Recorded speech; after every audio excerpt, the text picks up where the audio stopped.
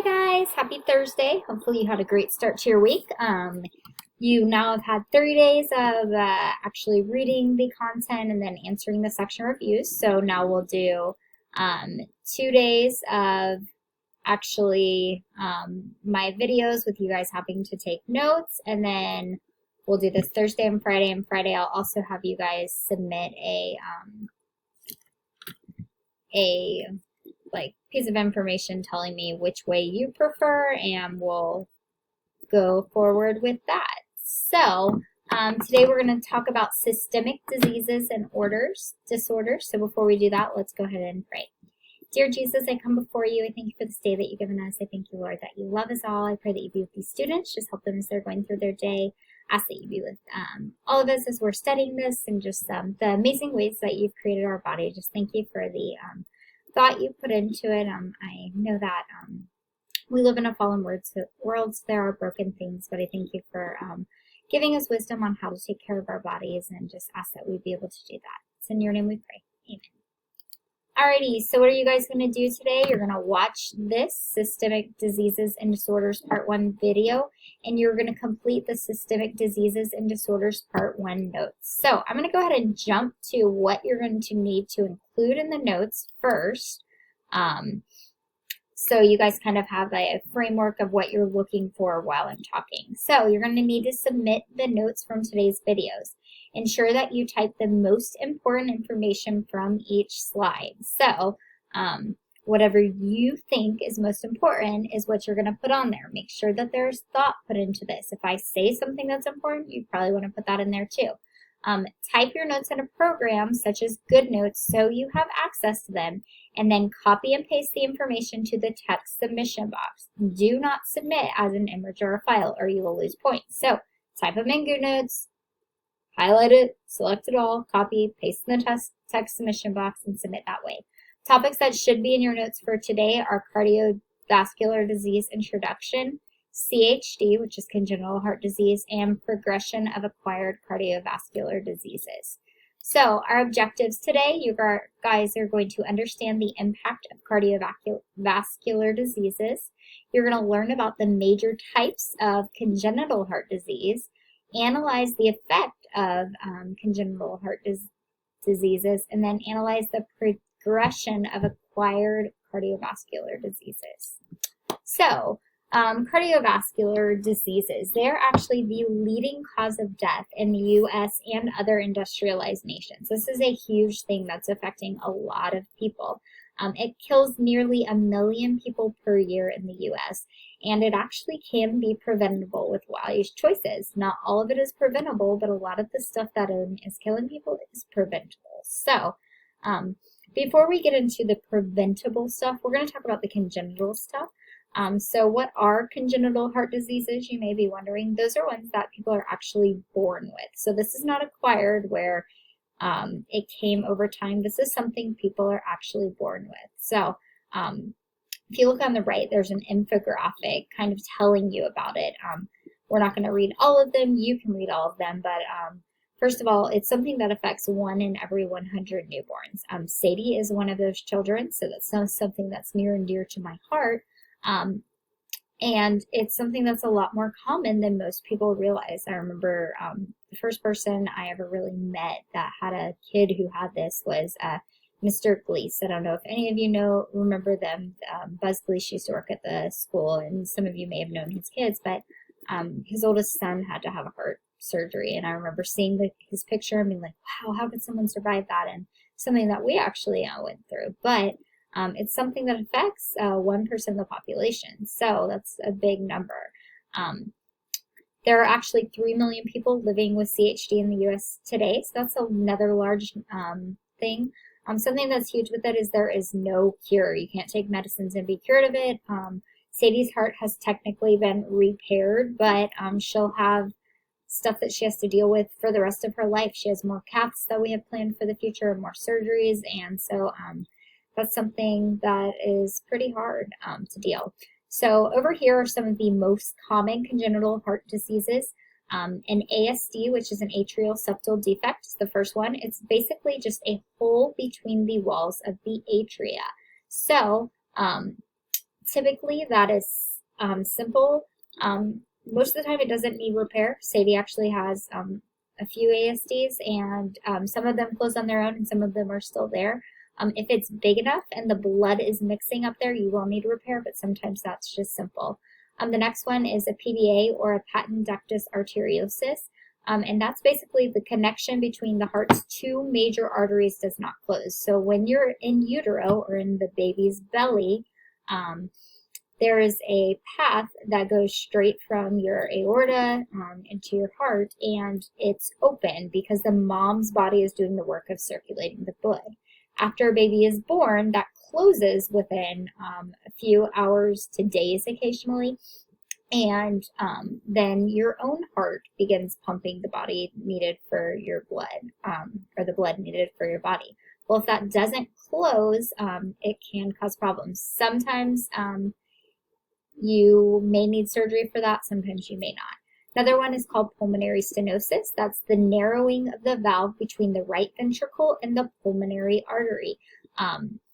This is another thing that does require surgery at times, but not all the time. It can be treated by a cath, where they actually stick a little, Sadie's actually had a surgery to fix this, where they actually stick a wire essentially through a vein.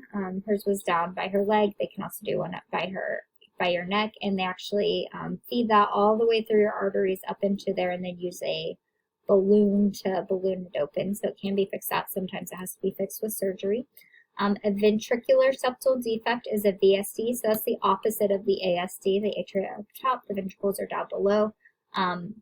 And that's just basically a hole between the walls of ventricles. Once again, sometimes it requires surgery, sometimes it doesn't. So those are some pretty minor ones for the most part. Two major ones are tetralogy of Fallot and hypoplastic left heart syndrome. Tetralogy of Fallot combines a couple of the things from the topic. Combines pulmonary stenosis with a large VSD and overriding aorta, which means the aorta is actually positioned over that hole in the heart instead of the left ventricle, and right ventricular hypertrophy. So what that means, the right ventricle is working a lot harder than the rest of the body, and so the muscle becomes thicker and it's working harder, and as it thickens, that leads to problems and can eventually lead to heart failure. This is one that does require open heart surgery, and it requires it pretty quickly. The other one is hypoplastic left heart syndrome. That's actually what Sadie has, but she has a variation of it. I'll explain that in just a second. And basically, the left side of the heart is either undersized or does not develop fully. So the left side is the pumping side of your body, and if it's not able to pump the blood to the rest of the body, if it's for some kids they don't have it at all, and for some it's undersized, that can cause a lot of issues. Sadie, this is a picture of her after her second open heart surgery. I picked one that's kind of minor compared to some of the others, but with hers, she has had 2 open heart surgeries and 2 caths to help with hers. God did big miracles with her because she also has a condition called Turner syndrome, which is a genetic condition. And 10 years before she was born, kids with hypoplastic left heart syndrome and Turner syndrome had a very low chance of surviving because the two together made things very difficult. But due to research, they realized that the typical 3-step surgery they take for hypoplastic left heart syndrome wouldn't make sense for her.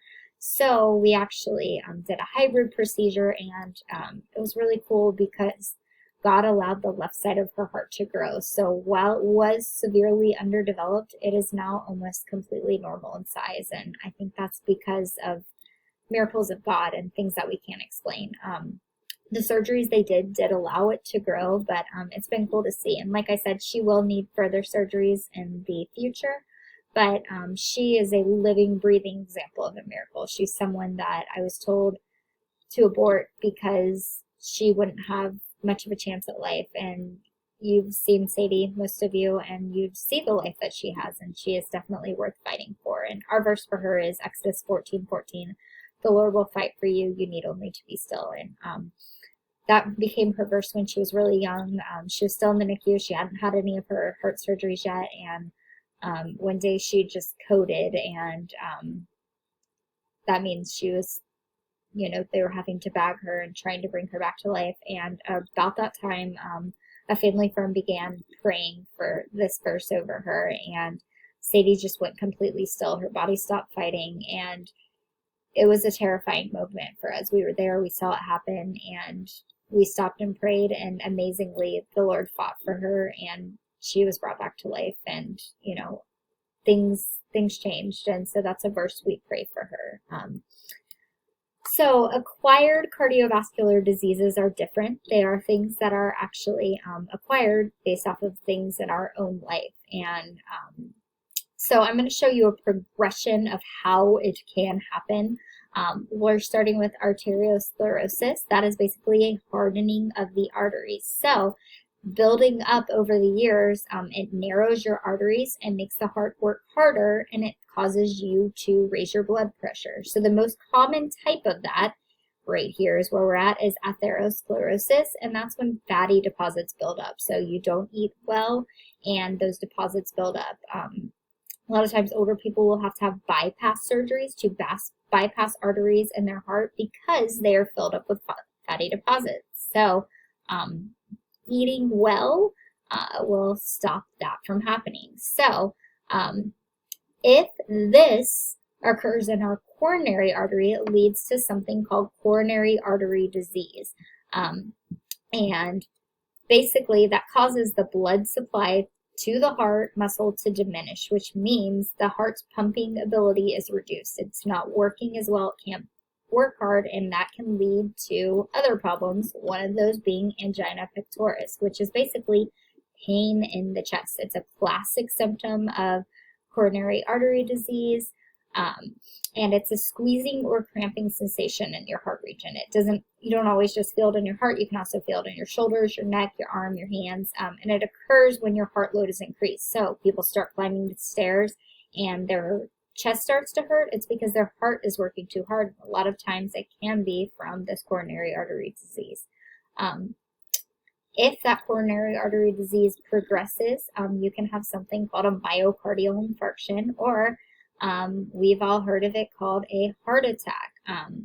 So that is when the coronary artery becomes severely blocked and a portion of your heart doesn't get the blood and nutrients it needs, the nutrients and the oxygen it needs, and it causes a heart attack. So if only one portion of the heart is messed up, that is a heart attack, and the rest of the heart is going to continue to work. If it is on a major branch, the whole heart can stop working, which is called cardiac arrest, and that's when your heart stops beating. That's when you need CPR, and you need to be brought back to life. So that is just a progression. This is not the way it always goes, but this is something that could happen, and these are some of the common acquired cardiovascular diseases. Just a few quick medical meanings. Arterio refers to the arteries. Sclero, it means hard, so the hardening of the arteries is arteriosclerosis. Myo refers to the muscle, and then cardio refers to the heart, so a myocardial would be heart muscle infarction is the death of an area. So that's what a heart attack is.